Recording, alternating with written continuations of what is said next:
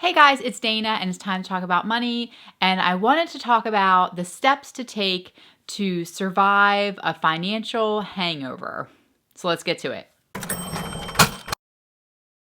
Now, maybe you have a holiday financial hangover. Holidays just ended and you spent way more than either you thought you did or you had planned to.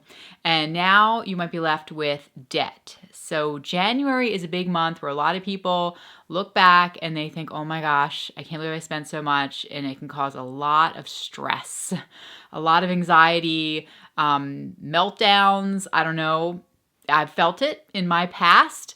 And luckily it's my distant past now, but I completely understand what that feels like when you overspend or you spent more than you had planned or more than you realized maybe, especially if you are using credit cards, you're swiping credit cards, maybe, you're going out with friends, family to restaurants or over the holidays and you just, whatever reason, you spent way more than you wanted to and now you are left with a financial hangover.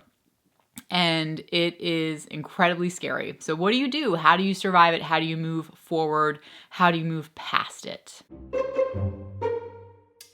Step one is to focus on the decisions that got you here.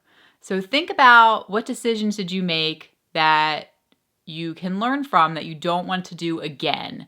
So did you buy too many gifts for too many people? Did you not have a plan, not have a budget? Did you not save up enough money within your budget to cover everything? What were the decisions that led here? What caused this financial hangover to happen in the first place? You have to evaluate that. How did you end up at this point? Because if you don't, you won't be able to fix it, correct it, improve upon it, make it better so it doesn't happen again. So really think about how this occurred, right? So what was it? Did you not have a savings account set up? Some kind of money set aside to cover everything? Did you not have a detailed list of who you were buying for?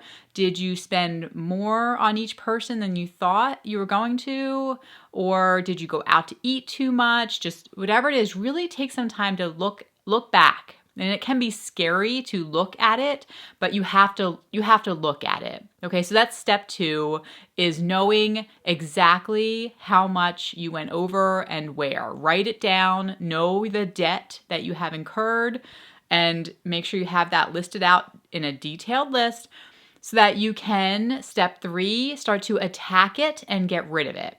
So Gary Keller wrote a book called The One Thing. And in that book, he's talking about how multitasking is a myth. You really have to focus on one thing in order to become successful at it. So if you are trying to get out of debt, which is what I talk about a lot on my channel, if you're trying to rebuild your bank account back up after the holidays, then you have to focus on it. You have to make that your goal, right? So this is a time of year for making goals. So maybe your goal is that in this next year, you're going to stop living this way, start to live on a plan.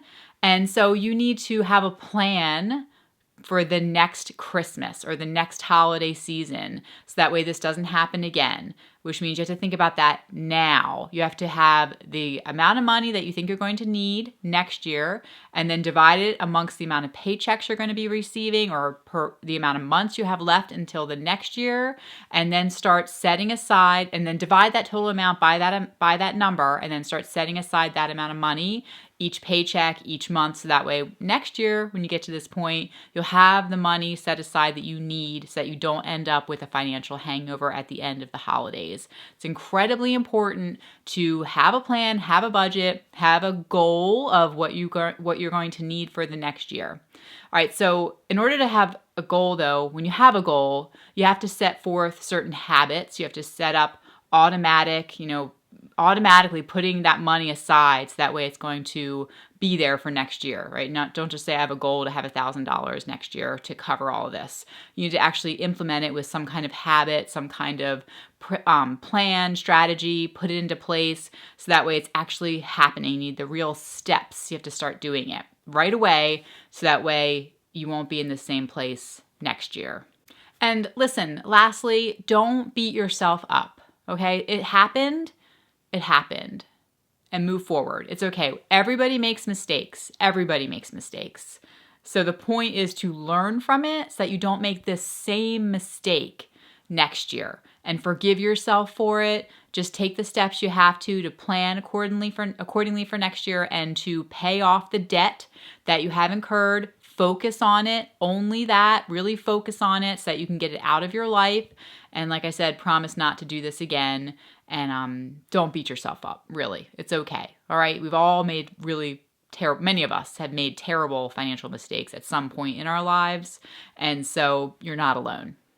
Now, if you haven't seen my video about no spend January, that might be a really good video, something that you might want to take on for January to help you also with your financial hangover. And I'll put a link below in the description box and in the cards up above for you to click and watch that. And that's something that could really help you to get past your hangover. All right, if it's your first time here, be sure to subscribe. I'm here every single week talking all about money, and we're a family of 6 living in the Philadelphia area. I work in finance full time, and I do this YouTube thing on the side to hopefully help you guys, to inspire you to get out of debt, and also it helps to keep us, accountable for our own. It helps to motivate me to keep us on track with our own financial goals. Okay, talk to you guys soon. Bye, and Happy New Year.